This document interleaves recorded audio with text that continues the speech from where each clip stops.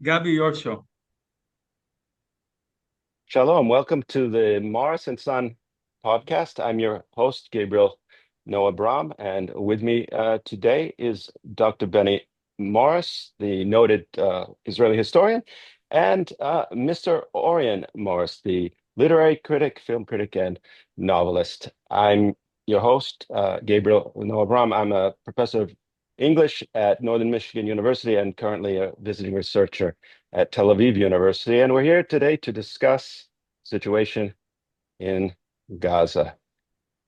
So, guys, first of all, is it possible to say what is the situation? Mahamatzav. Does anyone know what's actually going on? Can you describe it? Um, the IDF apparently occupies about 70 to 75% of the territory of the Gaza Strip, which altogether is very small. It's like 40 something square miles. And about 25 to 30% of the Gaza Strip, which has most of the civilian population of the Strip, about 2.2 million, and most of the Hamas fighters, all of them are concentrated in this 25 to 30% of the Strip. And the Israeli cabinet and the Israeli military are at the moment discussing whether to invade the remaining 25, 30% of the Strip, to capture the whole of the Strip, and to supposedly or not supposedly completely destroy the Hamas in doing so. Okay. I would So add that that's we're like 2 years almost into the war now. Seems that we're at a stage where there's nothing to be gained, and the military is kind of voicing that opinion to the cabinet in some ways. Uh, Although politically, the cabinet is at a very strange point, or you could say Israel or its government, in which stopping now would be to some extent admitting defeat, in part. As in, the goals have not been achieved completely, and Bibi is still like seeking for this, I don't know, like photo of absolute victory as he has it. So in some ways, this is not at hand, and that's kind of the crossroads where we're standing at, whether to occupy the whole thing and gain that photo or just withdraw maybe at this point. That's how I think. Like these are the two options. okay. Well, now you're getting us to my next question, which is how do you think it will end? And will it end any time soon? What's your view of that? Is it about to end one way or the other, or can it drag on much longer? Well, nobody believed it could drag on for 2 years. People were sure that the IDF, which has 10 times more power, 100 times more power than the Hamas, would overwhelm the Hamas quickly. It didn't. The Hamas tunnel system, the use of the civilians of the Gaza Strip and the Jewish hostages as human shields, all of this proved extremely successful in the Hamas operation, and it has withstood a definite Jewish Israeli victory in this war. That's one thing. So my view is that probably it will still drag on for some time. The war itself, Israel occupying the bulk of the Strip, but the Hamas in control of the civilian population and some of the territory, say 20, 25%, in future months. I don't think the IDF is going to withdraw because I don't think that Netanyahu can afford it in terms of his image, in terms of what he regards as his legacy for the historians.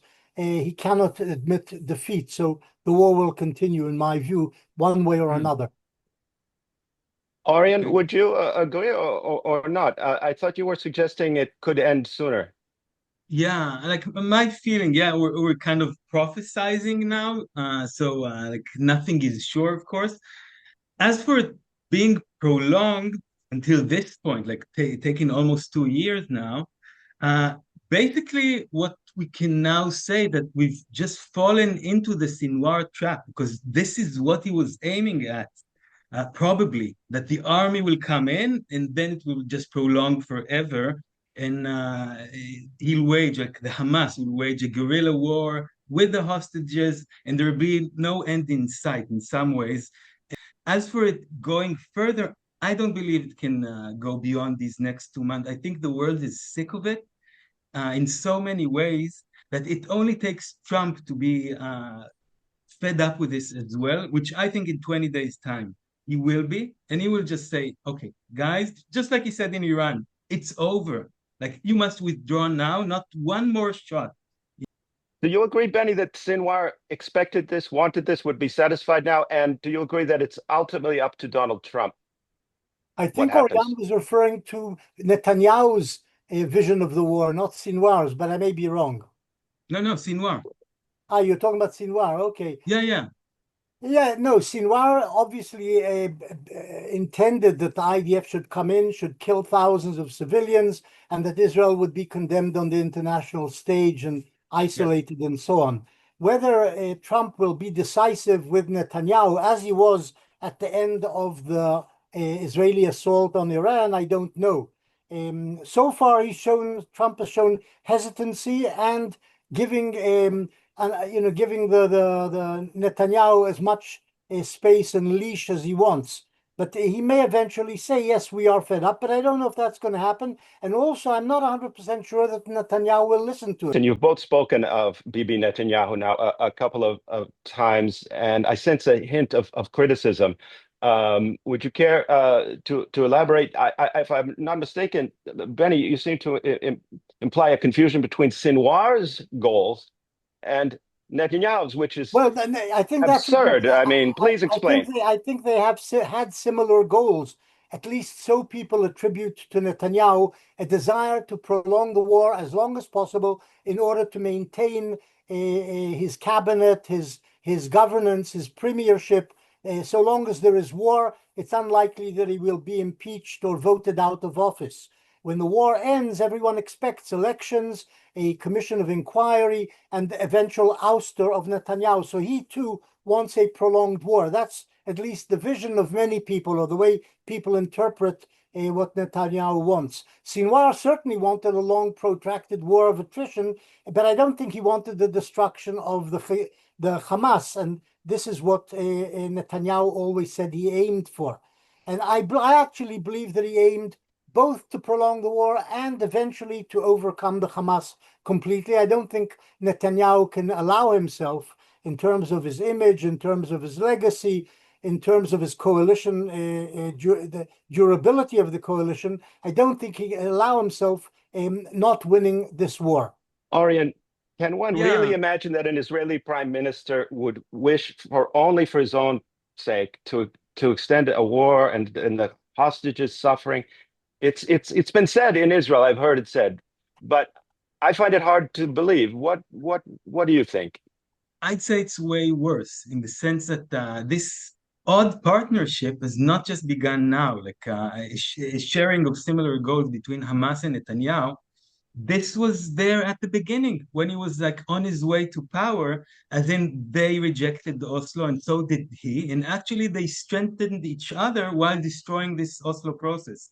Nobody knows if it could have been successful if not for them in their intervention, them in terrorist attacks on Israeli citizens, and him in manipulating the Israeli society into being so suspicious of Palestinian goals that they will finally reject it too. So this partnership has been going on from way back, and its end game basically was Bibi helping them to fund their tunnel building with Qatari money. So you could say that in some ways they've been partners, clandestine maybe, or just sharing some goals throughout these past 2.5 decades. And only now, when they betrayed them full on and out with the 7th of October surprise war, that did he really like start to think of destroying Hamas. And now actually acting out of revenge because they embarrassed him and exposed him in the international stage. So he has to avenge and has to destroy them, also for personal and historical reasons, both. So I believe he wants that, but he's now probably realizing the impossibility of it in these conditions. I believe so. And not because Hamas is an idea. I don't believe in that. Benny, can we have your personal opinion? You mentioned that many people say, I'm sorry, but this is like a Donald Trump expression. People are saying that Bibi wants to stay in power. We heard from Orion. Do you, I confess, as one individual, it's hard for me to imagine. Do you believe that Netanyahu is acting primarily to extend the war as long as possible, keep the hostages suffering to stay in power? Now, I wouldn't put it like that. I think he has a number of aims, and I'm not sure at what point in time which of the aims is most prominent. But he certainly wants to defeat the Hamas. That I'm sure about. I don't think this is a game. Netanyahu is and Bibi, sorry, Oriane is right that over the decades, in some way, they were compatible and supported each other through the various aims, funding Hamas and so on. But I think at this point, Netanyahu is sincerely bent on destroying the Hamas. That's one point. The second thing is he's also sincerely bent on maintaining his coalition and his premiership in order to stay out of jail. He's currently on trial. It's been going on for 5 years, this trial. It'll be extended endlessly so long as he is prime minister. Once he's ousted from power, his ability to influence the court will be diminished substantially, and the trial will come to an end. He will probably be convicted of the various fraud and bribery charges under which he suffers, and will probably end up in jail. And everybody keeps talking about hostages, and Netanyahu not caring and not doing anything. He has managed to free most of the hostages over time in deals which a lot of Israelis didn't like, in a few raids which got out some of the hostages. But he has managed to do that. Whether the nation should be, whether the nation's destiny should be dictated by the suffering and thought about the suffering of 20 hostages is a real question. Nobody wants to face that. Everybody says, yes, we must free the hostages and their suffering and so on. And I understand this perfectly. But nations do not determine their destiny on the basis of 20 people who've just been captured or taken hostage. Leaders must decide on the destiny of countries and of wars on the basis of the commonwealth, on the common good. That's what's important, more important than the lives of several individuals. I know this is very unpopular to say, because everybody talks only about hostages, but that's not how nations are supposed to behave. If I may, a few things. First of all, I'm glad we touched upon it because this is a very sensitive subject. And if you're like on the right side of history, supposedly, basically you're supposed to only express the slogan, free everybody now. But that's not the case, obviously. You can't have everyone and you can't have them now.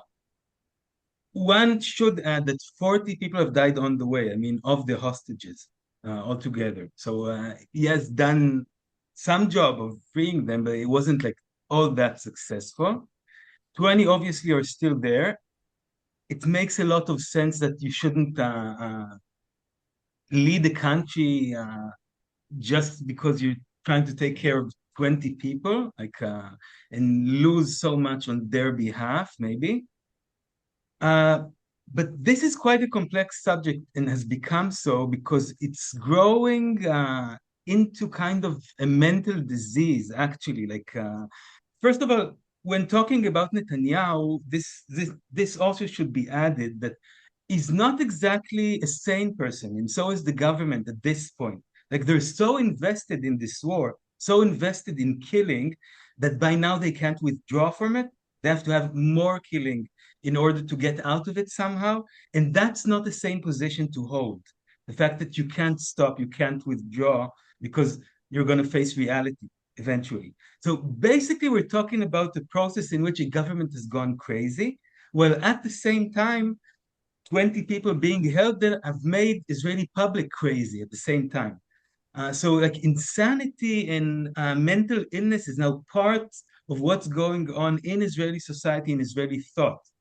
And it's to do with both these situations of the crisis of government and of the hostages being tortured, starved, and so forth. But it's very important, I think, like to address this and actually voice like diverse opinions because it's not enough to say and repeat the slogan, everybody here now is just not enough. It's more complex than that. My opinion of it, I think the war should end anyway. By now, I think unilaterally Israel should end it. And in that, make them have to free the hostages. I think like this is a time, it sounds odd, but for goodwill in the case of Israel, actually first, and then we might be shown some goodwill from them as well. So I think that's the right way to go about freeing the hostages and getting out of this mental illness, which is called suicide, and we see it like every other week, in which a soldier, two or three, commit suicide.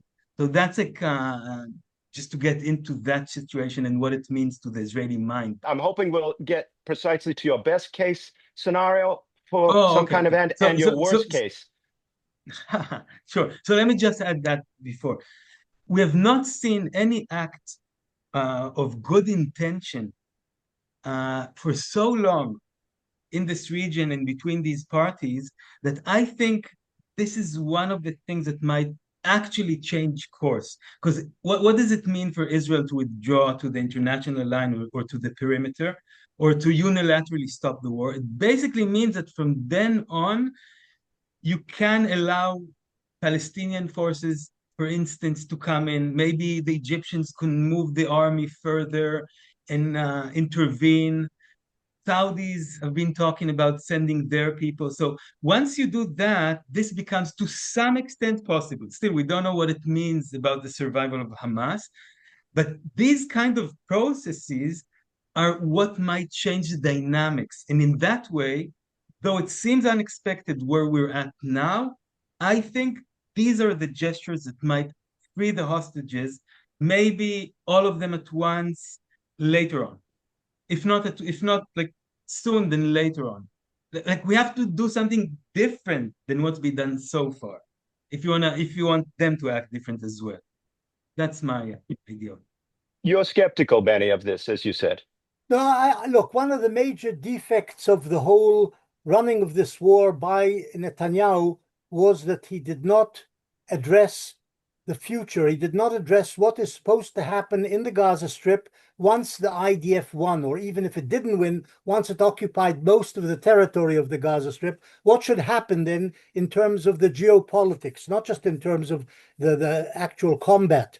In other words, he didn't say who should be replacing the Hamas if the Hamas is defeated or semi-defeated. Most people said, well, the Palestinian Authority should take the lead. That would be Palestinians would be in charge of an area populated by Palestinians, and they would be supported, the Palestinian Authority, by Saudis, Emirati troops, Jordanian, maybe Egyptian troops, and they could sort of compel the Hamas to give up control of the population and of the territory it still holds.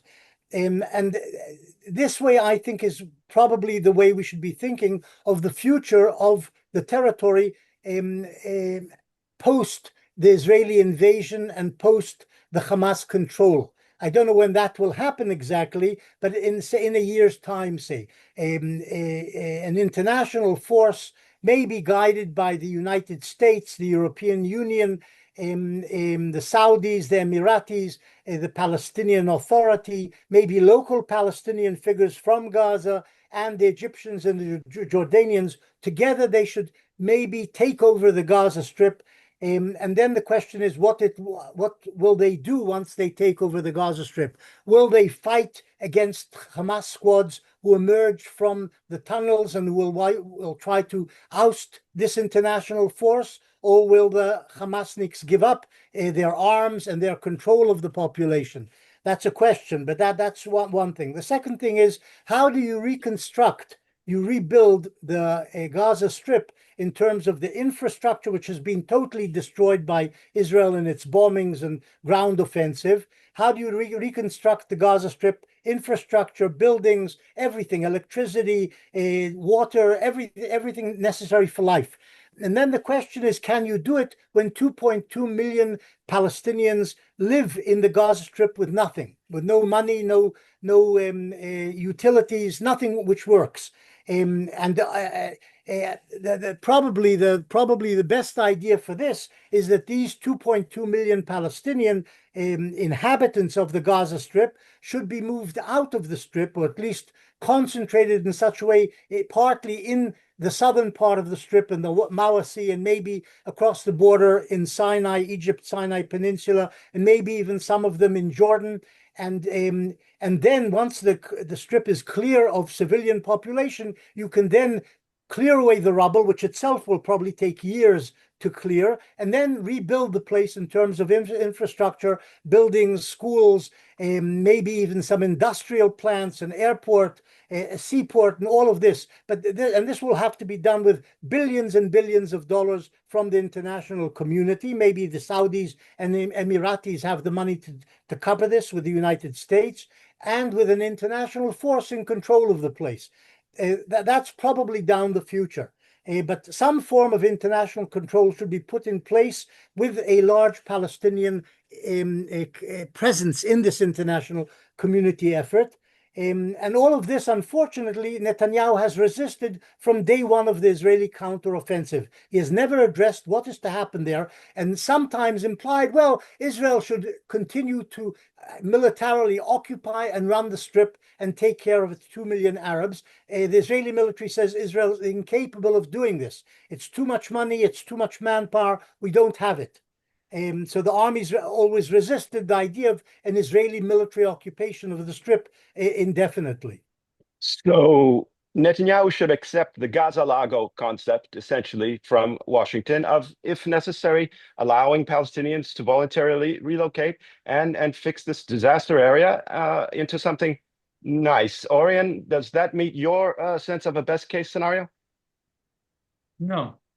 I'm thinking we should be like more imaginative in going about it now that the situation has changed so much. Basically, we're talking about a second Nakba, and in that way, another wave of like complete reorganization of I don't know, like the agreements between Israel, its neighbors, the world, as in like you have the Europeans now pushing for a Palestinian state. I'm not sure that's the right way to go about it, but a rethinking of borders is what's necessary here, that's for sure. And what I mean by that, like I'm thinking of this more metaphorically in symbolic ways. Like Hamas has penetrated Israel, and basically the walls of Gaza have already crumbled. And we should accept that.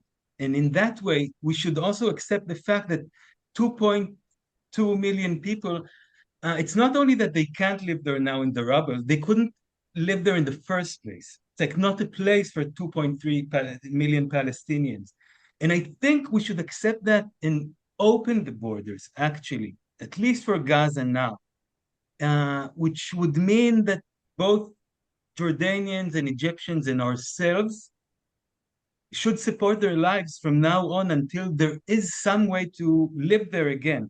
And when I'm talking about living there again, maybe by that point, you don't have to have so many people in there, and it might also be shared in some ways by Israelis and Palestinians, which could be the case, just like in the West Bank now. Maybe I'll just like put on a map so I don't know, like viewers, if there are any, could see what we're talking about when we're discussing this. Uh, Say that these are the borders, like and at least the international recognized borders of Israel and Palestine. Obviously, this doesn't make much sense. Like just looking at it and thinking of a state made up of a small strip and then another chunk of land. Something should be done, and this is the opportunity, but there's no other way to go about it, I believe. So we must go about like rethinking how to manage these two peoples in this land. That's my feeling. So I can't say anything too precise, but I don't think we should go back to 1967 if we're already here. And I think, Well, as Trump said, I think like the most important thing he said for me during the past few, that you should be nice to Gaza. It might not make too much sense to Israelis right now, but it's the only way to go about it. so what's the problem with the map, Orion? I think I know what you're trying to suggest, but then I would like to ask Benny something about this map Yeah, yeah. also. Ask What him. do you Benny mean? knows more about it than myself. But Yes. what are you implying by showing us the map? What do you think it means for us now going forward? What? This is not feasible. Like the sharing of the land in this way that we're seeing on the map, basically it would never allow for Palestinian nationality to arise or to come up or to be fulfilled in any way. And it's been used and manipulated by Netanyahu, like in splitting these two parts. It doesn't make any sense. That's what I just to show with this map, basically. So Oh, okay. if we're already in this disaster and Gaza does not exist anymore as a place which can sustain life, we should be much more imaginative, kinder also, because it's not about winning anymore. We have destroyed our enemy, which is like our idiot brother. It's not really our enemy. It's our like I think of it as if you have like someone who suffers from autism in the family, and yeah, he's there. Like you can't do anything about it. He might be violent. At times they are. Yeah, not the Palestinians. They usually are. But I mean like autistic people. And you still have to like take care because he can't take care of himself. So that's the way I approach it. And I've always thought of it that way. Okay, so Dr. Morris, perhaps you could comment on how the map got this way in relation to where we are now and where we're going. In other words, you're not actually a futurologist, you are a historian. And can you, in relation to what Orion is saying, maybe address that and talk a little bit about, as you see it, the relationship between 1948 and 2023, 1967 and 2023. How does the history of this map help us to understand the questions we're exploring? Well, this map was the consequence of the Israeli victory in 1948 in the war. And the area which we call the West Bank was occupied by the Jordanians, and the area called the Gaza Strip was occupied by the Egyptians, and all the rest of historic Palestine became the Jewish state. And that has remained true until 67. And then Israel occupied both these territories, the West Bank and the Gaza Strip, and ruled over them. Now you have the rebellion, if you like, of the Gaza Strip Arabs against what the Israeli encroachments and the siege of the territory and so on. At the same time, in the West Bank, Israel planted 500 to 700,000 settlers in the territory, which has about 3 million Arabs living in it, the West Bank. This, I think, makes sort of impossible the idea of resurrecting the idea of a two-state solution. In other words, a Palestinian Arab state comprising the West Bank and the Gaza Strip and perhaps East Jerusalem. That was always the classic two-state solution as proposed by Clinton and Israeli Prime Minister Barak in the year 2000, which the Palestinians then rejected. Maybe an alternative to all this would be a Gaza Strip which was reorganized, reformed, rebuilt, reconstructed, as I suggested, while most of the population was sort of taken out of the territory, at least temporarily, and then brought back to the territory, say after 5 or 10 years, and had, say, 2 million Arabs living in the Gaza Strip, which was reconstructed not under Hamas rule, but under the rule of Palestinians who were supposedly moderate, certainly not Islamists. Perhaps Israel could reach an agreement with such a mini Palestinian state called the Gaza state, and reach an agreement with them, a two-state solution between Israel and the Gaza Strip state, which would be called the Gaza Republic, if you like. From that point on, you can start talking about how the West Bank and East Jerusalem could be included in such a two-state solution. Could they be added to it? But then you encounter the problem of resistance by the Arabs to the existence of the state of Israel. This has always been the problem down the decades because the Arabs opposed the two-state solution. You have to overcome that problem among the West Bank Arabs afterwards. And then you have the problem of the Israeli settler enterprise and their right-wing supporters in Israel who oppose a West Bank, a Palestinian state.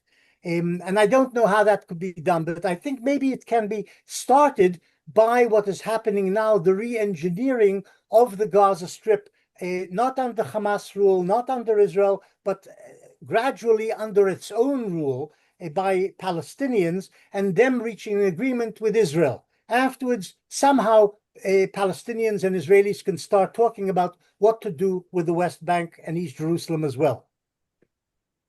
I hate even to bring it up, but we've just been through a very rough Tisha B'Av here in Israel, where I think I was not the only one spontaneously weeping on that day and asking myself why. I guess it was Hashem. And then I realized I had seen the video of Eviatar David, which was filmed and released widely. As we discuss best case scenarios, worst case scenarios, how we got here, where we might go that could be a more livable future for all of us in this region. Everybody, I think, was pretty impressed here the other day by that shocking video. Would you comment on it? No, the video is awful. The video showed that the Hamas is evil. We know that it's an evil organization, and as Netanyahu says, must in some way be ousted from control of the territory and destroyed. That's clear. Many Israelis were persuaded probably by this video that one cannot reach a deal with the Palestinian Arabs because they behave this way. But the Palestinian Arabs, of course, look at Israel from the opposite direction and say Israel has bombed and destroyed so much of the Hamas and so much of the Gaza Strip and killed tens of thousands of Arabs. We can't live with these Israelis either. So there is this problem of mutual utter distrust. It's not just distrust, but it's just nobody, unwillingness to accept the other side as human. A dehumanization process, in fact, on both sides. And this is a problem because the only eventual solution to the Israeli-Palestinian problem is a two-state solution. It's the only thing which can give both peoples a modicum of justice. Without a two-state solution, one side will not get a modicum of justice and will continue what they call resistance. There'll be a new eruption in the West Bank, in the Gaza Strip, etc. If you give the Palestinians a reconstructed Gaza Strip with its 2 million plus population returning there, and reaching an accommodation with Israel, and of course, after de-radicalizing its education system, which was very radicalized under Hamas and Islamized under Hamas and under the United Nations aegis, in fact, maybe the Gaza and Israel can reach some sort of modus vivendi. And as I say, after that, perhaps the West Bank Arabs and East Jerusalem Arabs, always people forget East Jerusalem's 400,000 Arabs who don't want to live under Israeli sovereignty, but were annexed and became part of Israel in 1967. They too can join a two-state negotiation, and maybe something can come of it. Yeah. And Orion, yourself, how would you situate this latest kind of phenomenon that we've experienced here in Israel lately? The nation was just touched by this terrible event. There's terrible events every day. Put it in context for us, and then we'll move along. Okay. I'd like to address it from two separate angles. One is like at times people say Hamas cannot be destroyed because Hamas is an idea. I don't trust that saying because what's the idea here? Basically, what we're talking about, and Hamas have not invented this in any way. This is the politics of resentment and strategy of revenge. That's all they have to offer, both to the Palestinian people and to the world. There's nothing there. It's only primitive fundamentalist ways. It's important to separate that from Islam as well, because we say, okay, like this is the way Islam is at this time, at these times, and they're part of this idea. If you travel like from Indonesia to Azerbaijan, you see so many different facets and faces to Islam that have nothing to do with that, of like visited places in which everyone's Shiite, they can't care less about the Israeli situation, about killing of other nations. It's not necessarily there. It's when people are subjugated, when people have been colonized and have suffered, I don't know, the introduction of Western culture in some violent ways, then they respond in this way. And yes, that is what we have to kind of help them out of. And I think it's not that complicated. I don't think it necessarily has to do with the education system. I think again it comes down to what Trump said in the idea of just be nice to Gaza, like as an idea, a way to go forward from this situation. I see you're So both like moving. Trump is now the guy who preaches ideals and ideas to the world. He's now like like a grandfather. He's like yeah, the patron, like an elderly Which of you figure is more who's pro-Trump? Which of you is more that's pro-Trump? one thing. That's one thing. As an idea, like not thinking of Hamas as some kind of dogma which will always persist. Not at all. Who says? Who says so? It doesn't have to be that way at all. There is a real political, geopolitical problems with the Palestinian, and this has to be solved in some way. We have to kind of go towards some idea of how to solve it. That's for sure. And if we don't, then you get two people locked up in their notions or feelings or emotions. And here we reach the Israeli people who have become just like deaf and blind in so many ways. They can't hear the international community. They can't see what they're doing, can't see what their own hands are doing at the moment. And I've become just numb to suffering around them. Uh, and we have to help ourselves out of this situation. We have to like go about things differently again. And I think in that way, both things actually come together. Like if we try and stop what we are doing and then try to approach it differently and introduce other powers to this area, first the Americans, then maybe the UN, then Arab countries, this might change completely. Just as you now go to the UAE, Dubai, Abu Dhabi, you talk to people there, no animosity. Basically, you can just converse. This could be the case here if we let the spirit come to this region. So we have to go about things differently and also take responsibility of being the victorious side and the powerful side in this conflict. We have to like accept that to some degree at least. And now is the time, I think, to go about it that way. So I don't believe in Hamas being this idea and something that can be destroyed. Actually, it could just be taken apart by some kindness and some measures that are different than what we're using now, because force will not work. Kindness, of course, will be interpreted by the Hamasniks as weakness. You understand that? I'm not sure. Well, that's how it has always been here in the Middle East. We're not talking So you about can Norway and Sweden. We're talking about the Middle East. Revenge, honor killings, these are the things which characterize the area. True, but we might change it also to some degree. Maybe. Like you go again to the UAE and you say they're not run by revenge and Yeah, and butchery. It's not what's going on there. And you go to Azerbaijan and you see Islam is different than you might think of it. Like yeah. we're a bit too closed in with our ideas of what Arabs could be and what Islam must be. And I think we're getting it wrong actually. And we're not seeing things that could be and could grow from this region. And I truly believe that. It's Okay. fascinating when you guys disagree. You're two reasonably intelligent guys who know a little bit about this country of Israel. And so when you disagree, I think it's really fascinating. Before we wrap up, is there anything else that you disagree about that we haven't brought up yet here today that you're willing to discuss? And can you each steel man the other's position after you name and bring up the disagreement? I'd be curious what it is, if there is something more. And then I'm wondering if you can also maybe, as we move towards concluding, try to give the best argument for the side which you disagree with in this Oedipal struggle that you're locked in. Benny, you look confused. I don't know, maybe let Oriane suggest areas of disagreement which I haven't actually thought about. First of all, it's I important to bet he has. state I think he has. I'm a literary critic at most, and Benny's the expert when we're talking about the Palestinian-Israeli conflict.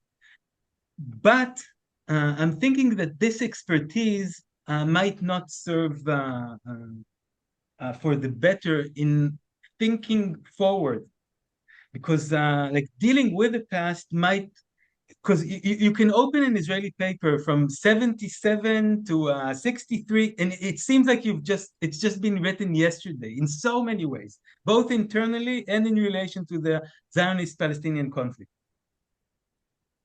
But if we want life to be sustainable, it's gone beyond just comfortable, nice. If you want it to be sustainable for normal Israelis, not insane people, to be living here, we have to change it altogether. We have to go out of the trajectory that it's been going on so far. And in that sense, like learning from the past might be the wrong way to go about it. Like I think we've both made the Palestinians into what they are, like they gained their nationality through opposition of Zionism. And we're also the ones who should help them out of it, out of the poise of uh, non-restrained resistance, everlasting, murderous, what have you. We should help them out from that because we've initiated this conflict and we've kind of defined what Palestinian means, uh, or at least politically what they are. So that's like maybe a main argument against determinism, uh, like historical determinism that basically says the future will be the past because this is always the case and this is the big rule of conduct. Yeah, so that I oppose, and I always like whenever we get into conversations, basically that's my stance against the better knowledge of my father in this case. Yeah. Yeah, so you believe that the Palestinians are savable, that they're changeable, that they can act differently and be different. You may be right. I don't know. What I think is, though, that the way forward would be, as I suggested, something far more concrete, and that is refashioning the Gaza Strip, taking the population out, reconstructing it, re-educating the population, bringing them back into the Gaza Strip, and then reaching some sort of modus vivendi with them, which would be a way forward, would signal the pathway to possible reconciliation or some sort of modus vivendi regarding the West Bank, a two-state solution of some sort. Because I think there has to be a political framework to these ideas of acting nicely and reforming people or changing people. It needs a political framework, and I think it's through this reconstruction of Gaza that maybe a framework can begin to be built. Would you allow, I have a question, Benny. Would you allow, like, suppose the population of Gaza will, in order for it to be reconstructed, will have to be like, it will have to be depopulated and they will have to be accepted somewhere else, yes? Would you allow for 200,000, 250,000 Palestinians to be in the state of Israel for that reason, like for Israel to take in scores of Palestinians, For which that, might for that, stay. for that temporary period of reconstruction of 5 to 10 years, it's something, in fact, I suggested along with a few of my historian colleagues at the very beginning of the war. Harari and Beni Kedar, we issued whatever you call it, a statement published in The Guardian suggesting that we take in some of the population of Gaza so that it would be cleared in some way, and they perhaps could also change somehow if they lived in a enclosed area inside the state of Israel. People would, of course, immediately say concentration camps. I'm not talking Yes. about that. But I do think the idea of withdrawing them from the Gaza Strip and then re-injecting the population back into the Gaza Strip after it was made physically tenable for life and for a change of mind as well, I think that might be a good first step to reorganizing the conflict and this area of the Middle East. How about having some of them stay, as in a mini right of return, in the sense that you will have reuniting of families for sure. They'll be in touch with the Palestinian Arabs in Israel and in the West Bank if they're out of Gaza, they're not closed in. or maybe making it a city, not like an encampment or in an enclosed so-called humanitarian city, but a real city out of Gaza for Gazans. Like, how about Well, that? I think given what has happened in this war, and as you saw those pictures we saw of the way they were being held, Israelis captive in the Gaza Strip, it sounds a bit unrealistic. But a temporary encampment, not necessarily just tattered tents, but a proper living space, whether it could be integrated into Israeli society, into Israel proper, I somehow think it's a bit early days for that. אם Okay, לא so we עכשיו have אז מתי? Yeah. Sorry, go ahead. no, I didn't mean to interrupt. You wanted to say. Just the phrase, אם לא עכשיו אז מתי? Yeah, yeah. Yeah, go Okay. ahead, sorry. I've heard that phrase. Yeah, I've heard that one. Sure. Well, okay, we see some surprising overlap then between the fiction writer and the historian here, actually, in this disagreement, which has a surprising amount of agreement mixed in, but yet still many differences between the elder and the younger Morris. There's a convention in podcasting where in a serious podcast like this one, you discuss the difficult, serious things, and then you end on a note of something lighter, a lighter topic.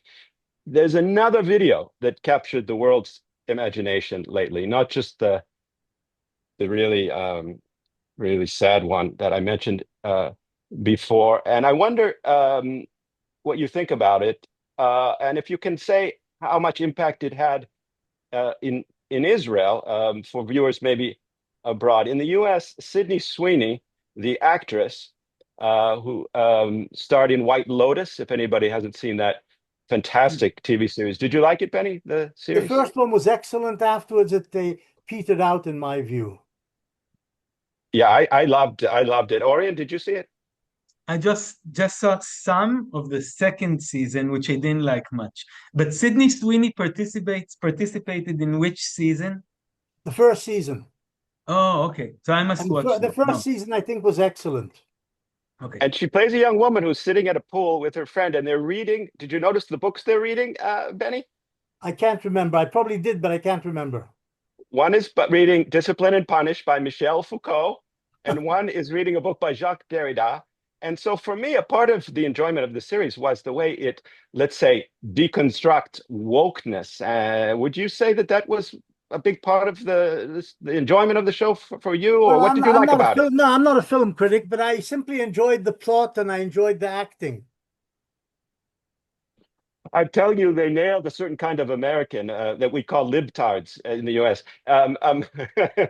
Anyway, guys, you saw the controversial ad for American Eagle jeans. They're not sponsoring our program yet, but maybe they will. The controversy was what? Maybe you should. Let's try and watch it. Yeah. I'm not here to tell you to buy American Eagle jeans. And I definitely won't say that they're the most comfortable jeans I've ever worn.